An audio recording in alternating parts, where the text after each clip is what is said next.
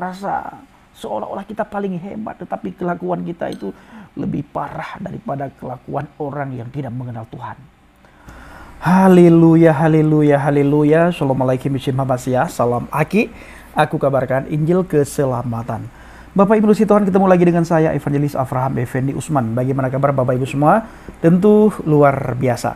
Nah, saudaraku para pencinta Injil Habagat, saya ingin memberitahukan satu hal kepada saudara semuanya, dan khususnya video kali ini kita khususkan kepada saudara-saudara kita dari seberang, supaya mereka bisa belajar daripada pengalaman yang sudah terjadi di depan mata mereka.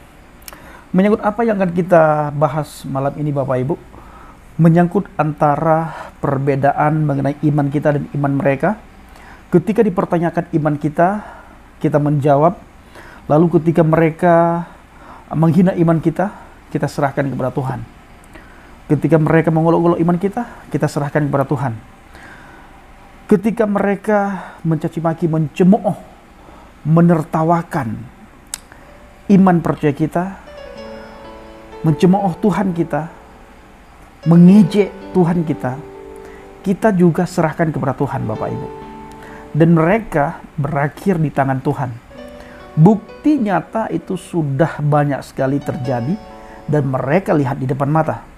Berbeda sekali dengan iman percaya saudara kita, dengan iman percaya tetangga kita.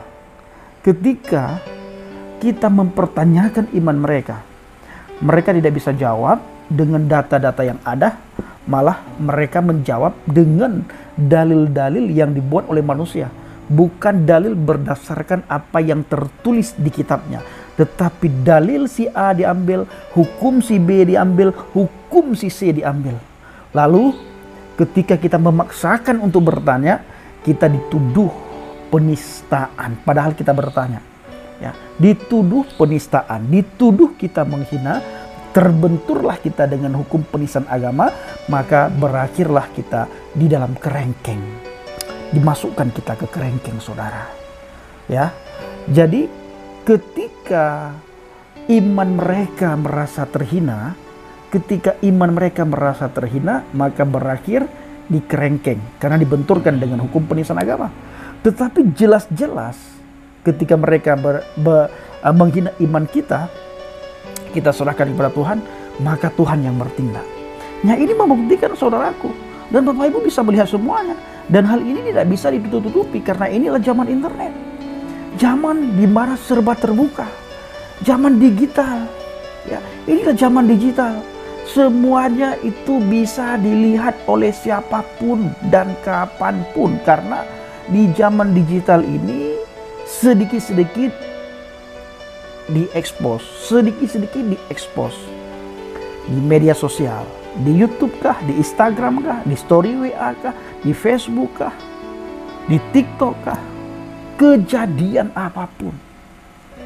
Seperti yang kita lihat video yang sudah kita upload tadi, saudara. Bagaimana Ahmad Dedet, akhir hidup Ahmad Dedet itu berakhir di tangan Tuhan. Ya. Dan bagaimana beberapa bulan yang lalu almarhum Ustadz Agustan berakhir di tangan Tuhan ketika dia menantang Tuhan, dia mengejek Tuhan, dia menghina Tuhan. Maka Tuhan turun tangan, Tuhan yang bertindak, Tuhan yang berkuasa karena dia punya segala-galanya, dia mampu, ya. Bukan seperti yang lain Bapak Ibu berakhir di kerengkeng. Tetapi Tuhan kita adalah Tuhan yang mampu, Tuhan yang punya kuasa, Tuhan yang punya segala-galanya, Tuhan yang punya otoritas. Sehingga mereka berakhir di tangan Tuhan. Ahmad Dedet 9 tahun menderita, mati Bapak Ibu. Apakah sempat bertobat? Tidak sempat bertobat. Setelah dia menghina Roh Kudus. Beberapa waktu yang lalu, Agustan begitu juga saudara. Sebelum Agustan, ada juga seorang ustazah, setelah dia menghina Yesus, dia kecelakaan di tol, langsung meninggal dunia Bapak Ibu. Setelah menghina Tuhan Yesus. Nah, maka Bapak Ibu, tergenapilah firman Tuhan. Dan kita tidak perlu melapor mereka kepada pihak yang berwajib atas tuduhan penghinaan akan Alkitab. penghinaan Yesus, penghinaan firman Tuhan. Karena Tuhan yang bertindak. Dan Tuhan mengingatkan kita semuanya bahwa kita jangan membalas dari setiap apa yang mereka lakukan kepada kita. Hinaan mereka, caci maki mereka. Kita tidak perlu membalas, Tuhan yang membalas. Dan kita disuruh oleh Tuhan, biarkan murkaku turun atasnya. Ya. Dikatakan apa Bapak Ibu dalam kitab Roma 12 ayat yang ke-19, saudara-saudaraku yang kekasih, janganlah kamu sendiri menuntut pembalasan, tetapi berilah tempat kepada murka Elohim. Biarlah kita berikan tempat kepada murka Elohim, kepada murka Tuhan. Para pencemooh-pencemooh itu, para nabi-nabi palsu itu, para pengajar palsu, para penyesat di akhir zaman, para pengejek, kita serahkan mereka Bapak Ibu kepada murka Tuhan. Biarlah mereka itu ada tempat di pada murka Tuhan. Berilah tempat kepada murka Tuhan. Kita sudah diingatkan jauh-jauh hari. Dan mereka juga Bapak Ibu sebenarnya sudah diingatkan. Cuma beda cara ingatkannya. Mereka diingatkan supaya mereka tidak boleh menghina sesembahan-sesembahan lain. Ini tertulis juga di kitab mereka Bapak Ibu. Tetapi lagi-lagi mereka tidak pernah taat terhadap kitabnya. Sudah dilarang tetapi mereka tetap melakukan larangan Tuhan. Larangan Tuhan aja mereka tidak hiraukan Bapak Ibu. Apalagi larangan orang lain. Ya, tetapi seolah-olah mereka hebat. Karena mereka bisa hafal kitabnya. Seolah-olah mereka hebat. Padahal kalau kita tanya pun apa yang dia hafal dia tidak tahu. Hanya hebat dalam menghafal. Inilah Bapak Ibu kita luar biasanya iman kita. Tuhan kita tidak menuntut kepada kita supaya kita harus hafal kitab suci. Ya, yang Tuhan suruh kepada kita apa? Baca, renungkan, lakukan. Luar biasa Bapak Ibu ya. Baca, renungkan apa yang kita baca, lalu lakukan. Nah, ini yang paling disenangi oleh Tuhan. Nah, Bapak Ibu, di dalam surat Al-An'am, di mana ayat ini sering sekali kita perdengarkan. Tujuannya apa? Supaya mereka sadar bahwa Allah Subhanahu wa taala sudah mengingatkan mereka dalam surat Al-An'am supaya jangan mencaci maki sesembahan yang tidak mereka sembah selain Allah. Wala tasubbul ladzina yad'una min dunillah fayasubbullaha adwan bighairi ilmin. Kadzalika zayyana likulli ummatin 'amalahum thumma ilayya rabbihim marji'uhum fayunabbi'uhum bima kanu ya'malun. Saya akan bacakan sekali lagi. Wala tasubbul ladzina yad'una min dunillah fayasubbullaha adwa bighairi ilmin. Kadzalika zayyana likulli ummah 'amalahum thumma ilayya rabbihim marji'uhum fayunabbi'uhum bima kanu ya'malun. Artinya, dan janganlah kamu memaki sesembahan-sesembahan yang mereka sembah selain Allah. Karena mereka nanti akan memaki Allah dengan melampaui batas tanpa pengetahuan. Ini sudah diingatkan jauh-jauh hari. Lama sekali ini sudah diingatkan. Tetapi teman-teman kita dari seberang mereka keras kepala Bapak Ibu. Apakah mereka tidak baca ayat ini? Mereka baca, kemungkinan mereka tidak tahu Bapak Ibu. Mereka hanya pintar membaca, mereka pintar menghafal, tapi tidak tahu arti daripada apa yang mereka baca dan apa yang mereka hafalkan. Yang penting bahasa Arab sudah hebat kali bagi mereka itu Bapak Ibu. Sekalipun tidak tahu arti, yang penting bahasa Arab. Nah ini dia. Akhirnya benar-benar tidak tahu apa yang mereka hafalkan. Kalau mereka tahu, tidak mungkin mereka tidak menghiraukan. Karena ini adalah satu perintah daripada Allah Subhanahu wa taala. Subhana Allah Subhanahu wa taala melarang mereka menghina sesembahan-sembahan lain, tapi mereka tidak pernah menghiraukan saudaraku. Nah, maka kita lihat hari-hari ini di zaman internet ini Bapak Ibu, mereka sering muncul di media sosial untuk menghina sesembahan yang tidak mereka sembah. Mencaci maki, mengolok-ngolok, mencemooh. Tapi kita bersyukur mereka semuanya berakhir di tangan Tuhan saudaraku. Karena Tuhan kita lah Tuhan yang hidup. Mereka mau percaya, mereka mau tidak percaya, itu bukan urusan mereka. Ya, firman Tuhan tidak memaksakan seseorang untuk percaya kepadanya. Ya, Alkitab tidak pernah memaksakan seseorang kamu harus ikutin Alkitab. Tidak. Karena Tuhan memberikan kebebasan kepada kita. Kamu mau ikut, kamu mau tidak ikut, itu terserah kamu. Kamu hina ataupun kamu tidak hina, itu terserah kamu. Tetapi kamu lagi melawan Tuhan. Hanya ini yang saya ingin katakan, bahwa kalian lagi melawan Tuhan yang hidup.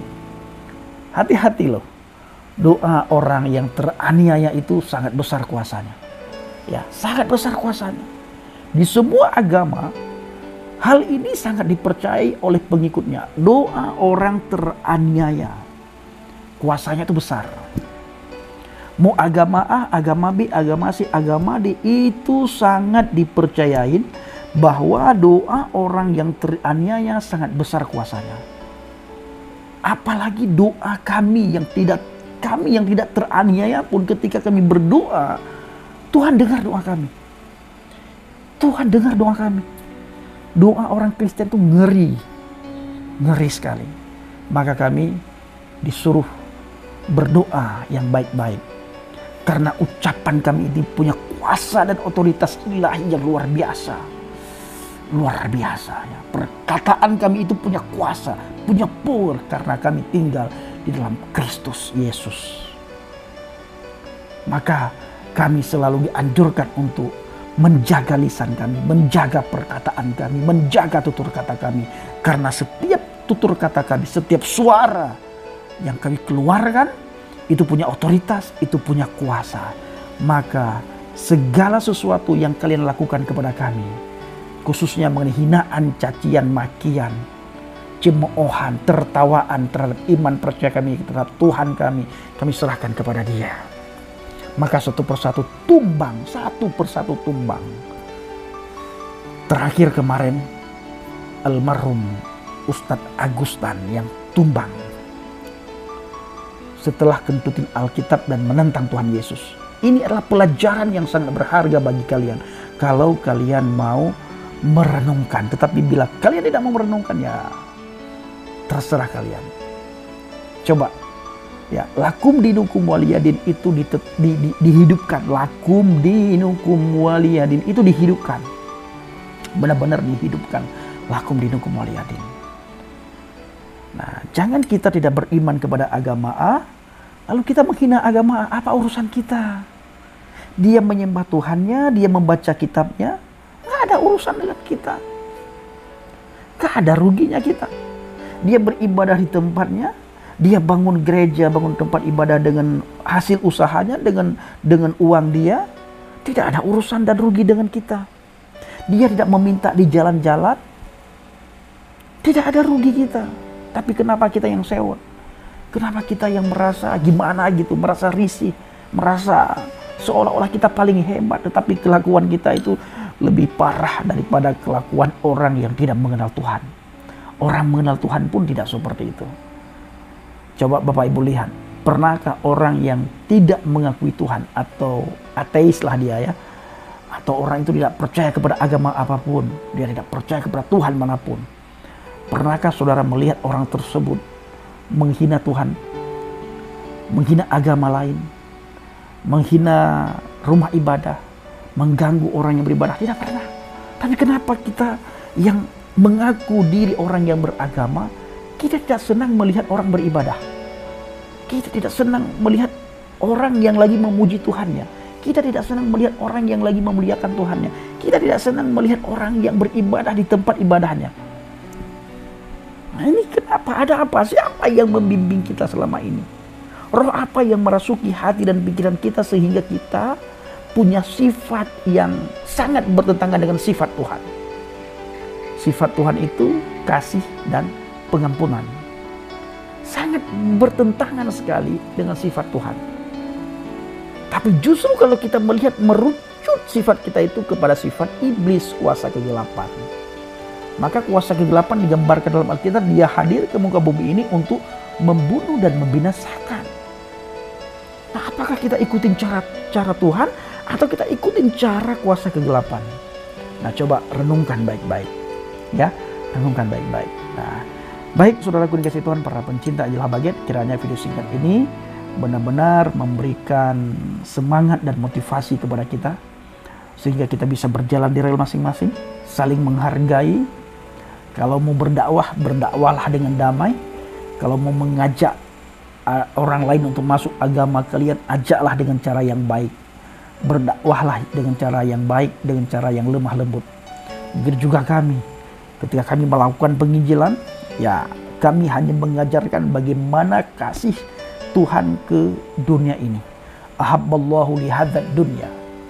Ya, ahabballahu lihadzat dunya. Begitu besar kasih Elohim kepada dunia ini. Ini yang kita lakukan di lapangan, di penginjilan. Seperti besok kita berangkat, Bapak Ibu, dukung dalam doa dan bawa dalam doa syafaat Bapak Ibu, agar melalui pelayanan penginjilan kita banyak jiwa-jiwa dimenangkan, banyak jiwa-jiwa datang kepada Tuhan, dan mereka mendengarkan Injil. Karena Alkitab berkata, siapa yang punya telinga hendaklah mendengar. Dan kita yang sudah mendengar, kita harus memperdengarkan kepada mereka yang belum mendengar, Bapak Ibu. Jadi keberangkatan kita besok ke Sumatera itu khusus untuk melakukan penginjilan. Dan saya bersama dengan teman-teman mengucapkan terima kasih banyak kepada Bapak Ibu yang selalu mendukung pelayanan Habaget, baik melalui doa, dana, motivasi maupun support saudara semuanya. Terima kasih. Shalom alaikum bishim Habasyah. Salam Aki. Aku kabarkan Injil keselamatan. Bapak Yahweh bishim Adonai Yesus Hamasyah. Urwah Kodes memberkati kita semua. Haleluya. Amin. Salam murtadin.